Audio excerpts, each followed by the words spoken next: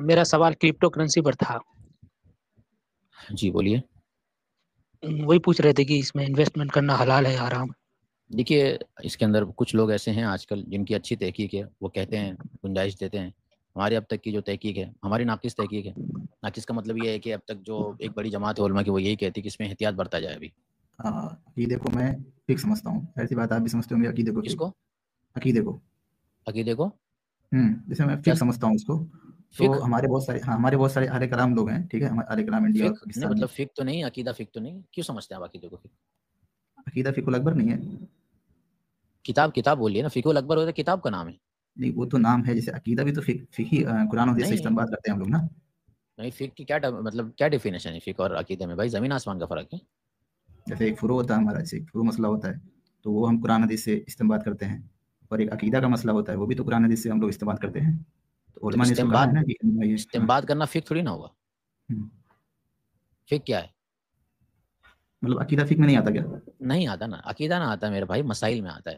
فقہ جو ہے نا مسائل کی چیز ہے. مطلب مسائل کا مطلب کوئی اگر مسائل کی لائن کی چیزیں ہیں اس کے اندر آپ غور و خوض کر کے اس کو نکال لو، وہ فقہ کے تحت آئیں گی.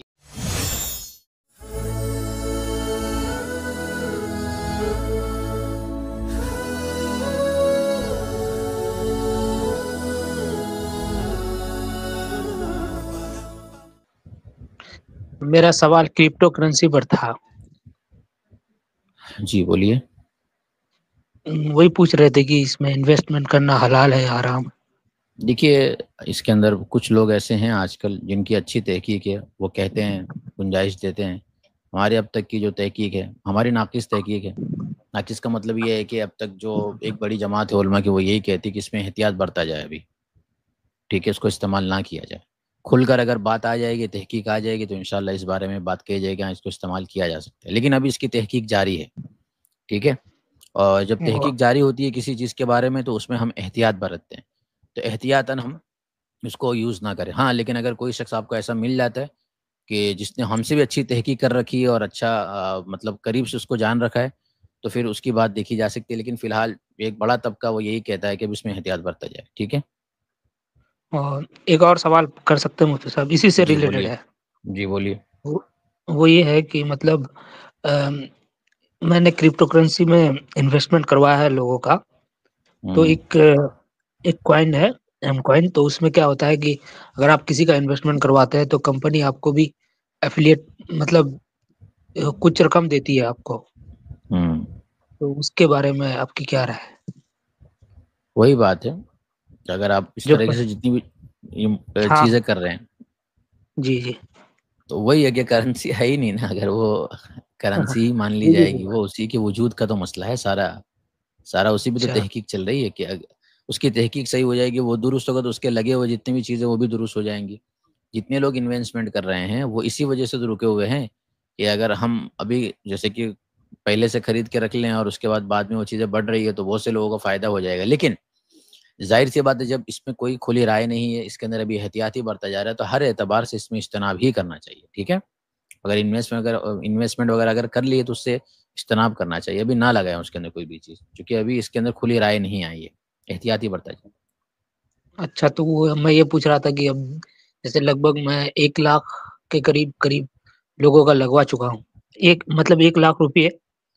تو اب کیا کرے؟ مطلب اس رقم کو کیا کرے؟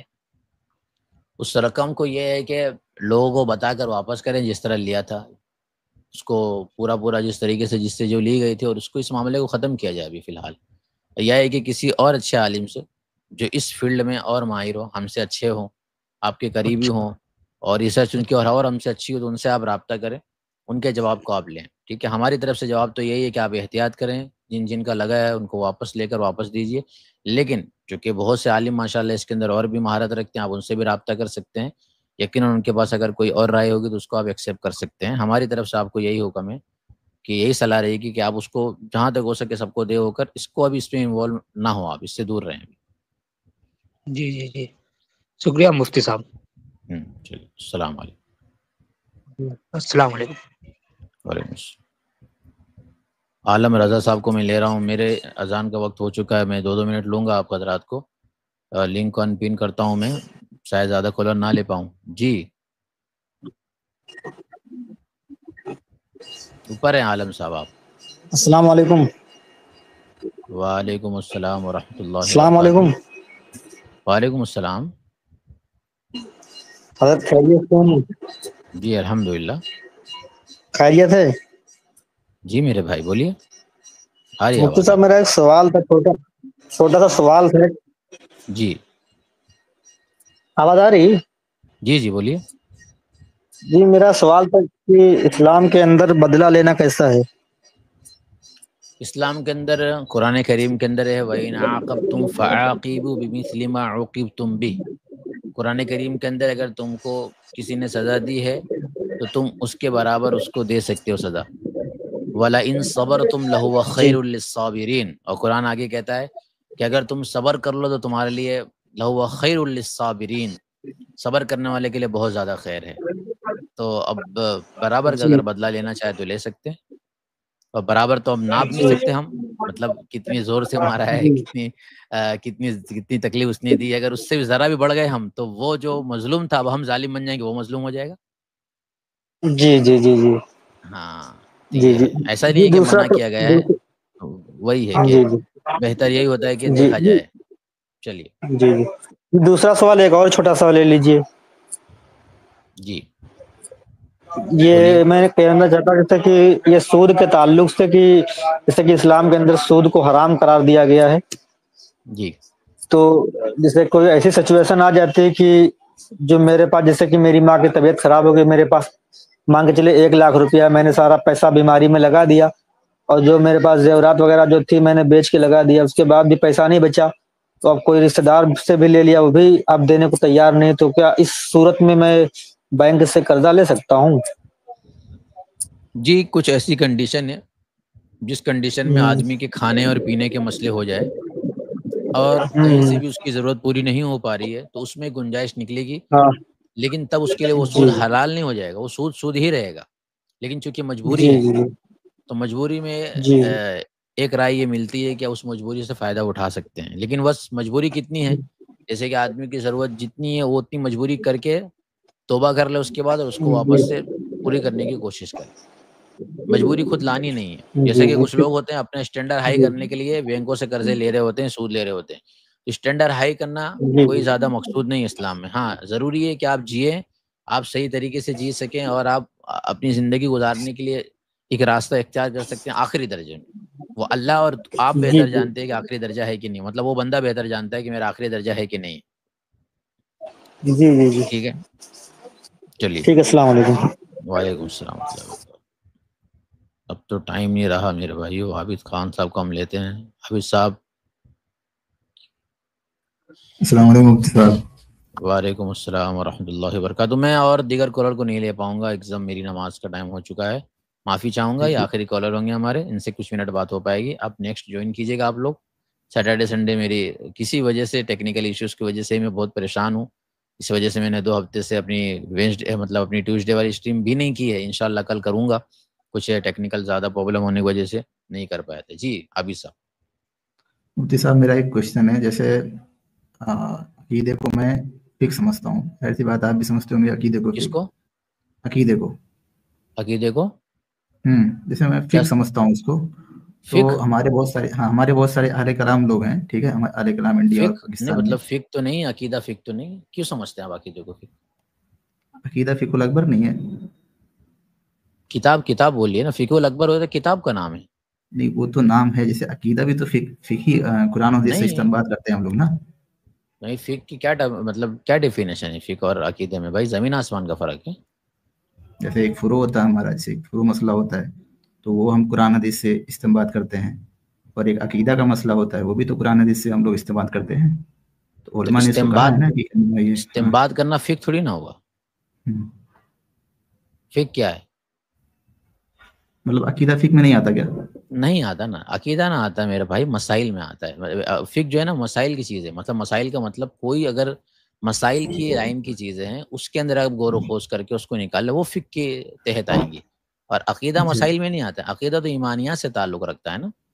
عقیدہ ڈائریکٹ قرآن حدیث سے لیتے ہیں ہم لوگ. نہیں عقیدہ قرآن حدیث سے بھی اور مسائل بھی قرآن حدیث سے لیں گے نا. لیکن دیکھا ہی جائے گا لیا کیا جا رہا ہے.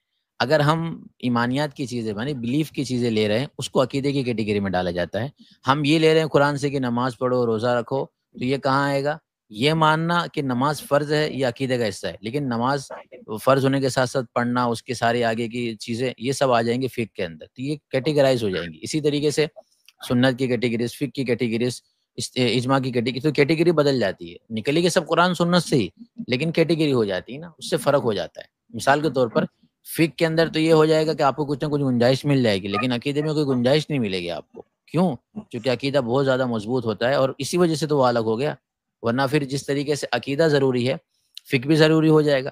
لیکن فقہ میں فلیکسیبلٹی مل جاتی ہے ہم کو. کیا فلیکسیبلٹی ملتی ہے کہ آپ اس فقہ کے مسئلے پہ عمل کر سکتے ہو، اس پہ بھی کر سکتے ہو، اس پہ بھی کر سکتے ہو. یہ فلیکسیبلٹی آپ کو عقیدے میں نہیں ملے گی. عقیدے میں ایک اللہ کو ماننا ہے، رسول کو ماننا، مطلب جو عقیدہ ہوگا وہی رکھنا پڑے گا، اس میں فلیکسیبل ہو ہی نہیں سکتے. اور فقہ کی سب سے بڑی خوبصورتی ہے کہ اس میں آپ فلیکسیبل ہو سکتے ہیں، اور فلیکسیبل ہونے کے باوجود بھی کوئی مسئلہ نہیں ہے آپ کا، مطلب آپ آرام سے دین پر عمل کر سکتے ہیں. تو یہ دین کی خوبصورتی ہے کہ جمنے کے لیے، مسلمان ہونے کے لیے عقیدہ کلیئر ہونا چاہیے، اور اس کے بعد آپ فقہ کے اعتبار سے فلیکسیبل ہو کر آرام سے سنت و شریعت پر عمل کر سکتے ہیں. اچھا، میرا یہ سوال تھا کہ جیسے اسی معاملے میں میرا سوال تھا، جیسے ہمارے بہت سارے انڈیا کے اور پاکستان کے اہل الکلام والے لوگ ہیں، تو وہ مانتے ہیں کیا نام ہے کہ ہر کون سے والے لوگ ہیں؟ اہل کلام. مطلب اہل کلام کسے کہتے ہیں؟ آپ کسے سمجھتے ہو اہل کلام؟ میں سمجھتا ہوں اہل کلام کو جیسے قرآن شریف میں کچھ آیات میں مطلب کچھ اپنی باتیں اس میں ڈال دینا جو عقیدہ صحابہ و سلف نہیں سمجھے. نہیں تو اسے تو اہل کلام نہیں کہتے ہیں بھائی. یہ ساری اصطلاحات غلط استعمال کر رہے ہیں آپ. کہاں سے سیکھے ہیں؟ اہل کلام انہیں نہیں کہتے. اہل اچھا، کلام تو کوشچن انہیں تو ہو کہتے جانا ہیں. جیسے جی کوشچن کر رہے ہیں آپ. علم الکلام انہیں نہیں کہتے. ہاں، جو بھی ہے مطلب ایسا کچھ لوگ مانتے ہیں کہ جیسے اللہ ہر جگہ ہے، تو اس میں وہ مانتے ہیں کہ اللہ عرش پہ بھی ہے.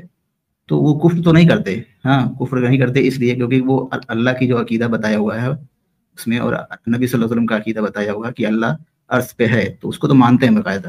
لیکن وہ اس میں اپنا کلام ڈالتے ہیں عقل کے حساب سے، جو سمجھتے ہیں کہ اللہ ہر جگہ ہے. ہاں، تو اس میں عرش بھی ڈال دیتے ہیں، اور زمین میں بھی جو بھی چیز جہاں بھی جو چیز ہے ہر جگہ وہ بول دیتے ہیں کہ اللہ ہر جگہ ہے. تو اس کی وجہ سے کیا نام ہے ایک کانٹرڈکشن آتا ہے. تو وہ کبھی کہتے ہیں کیا نام ہے کہ اللہ کا کوئی جہد نہیں ہے، مطلب اللہ کہیں پر کسی پلیس پہ نہیں رہے. ہاں، اور پھر وہ بولتے ہیں کہ اللہ عرش پہ بھی ہے. تو یہ جو ہے ان کا کانٹرڈکشن آتا ہے اس بات پہ. تو اس بات کو مطلب تھوڑا کریں گے.